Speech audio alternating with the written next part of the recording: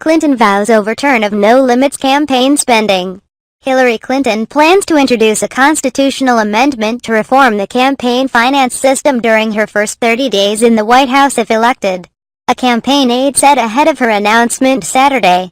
The amendment would target the Supreme Court's 2010 Citizens United decision with the goal of diminishing the power of the wealthy and special interests, while giving average voters more control over the political process. The presumptive Democratic presidential nominee will discuss the amendment during a video address on Saturday to the progressive activist group Netroots Nation.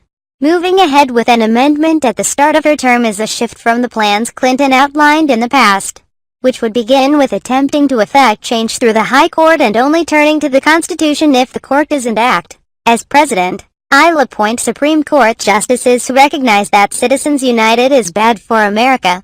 And if necessary, I'll fight for a constitutional amendment that overturns it, Clinton wrote in January. The ratification of a constitutional amendment is a lengthy process that requires the support of 2/3 of both chambers of Congress and 3/4 of all states. It's likely the attempt would move in tandem with new Supreme Court appointments and legal challenges to Citizens United.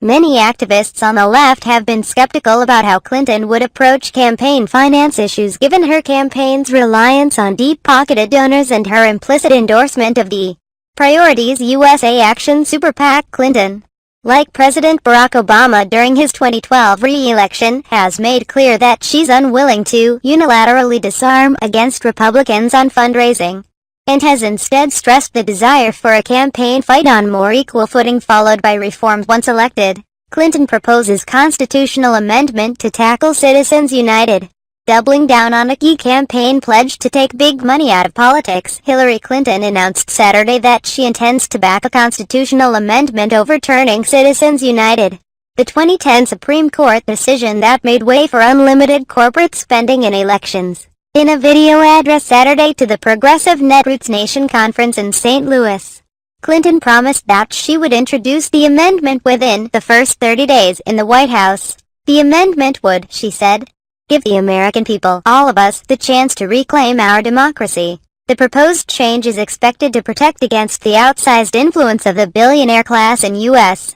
political system. In her address, Clinton also acknowledged the issue of racial disparities in the criminal justice system and proposed 2 steps to help rectify them. As president, I'll bring law enforcement and communities together to develop national guidelines on the use of force, she said. Second, I will target $1 billion in my first budget to take on implicit bias, which remains a problem across our society and even in the best of our police departments. During the primary campaign season, reversing the Citizens United v. Federal Election Commission (FEC) decision in which the Supreme Court declared political donations from corporations were a form of protected speech was a bedrock platform of Clinton's rival, Vermont Sen. Bernie Sanders. Clinton has since championed policy proposals similar to Sanders, who endorsed Clinton earlier this week after a lengthy wait. The presumptive nominee gave a nod to Sanders in her 3-minute-long speech. Now, I know many of the people in this room supported Senator Sanders in the primary, Clinton said. You've helped put political and campaign finance reform at the top of the national agenda and I intend to keep it there. For Clinton's own campaign finance reform plan, a campaign official said she intends to sign an executive order requiring all federal government contractors to publicly declare all political spending, in addition to pushing Congress for more effective legislation on donation disclosures, intending to close any loopholes allowing for dark money. Clinton would urge more transparency for outside groups and any significant donors sponsoring their cause. The former Secretary of State would also promote a Securities and Exchange Commission rule that would require any publicly traded company to disclose their political spending to shareholders. According to the campaign, Clinton's proposals would likely mean an end to the vast sums of money propping up campaigns via independent political action committees (PACs), which are prohibited from coordinating directly with the candidate's official campaign. Clinton herself has benefited from these super PACs, which allow for unlimited donations from wealthy Americans.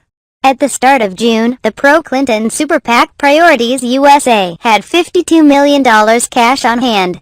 and the group told CBS News last month that it has already reserved more than $150 million in advertising for a general election campaign against Trump.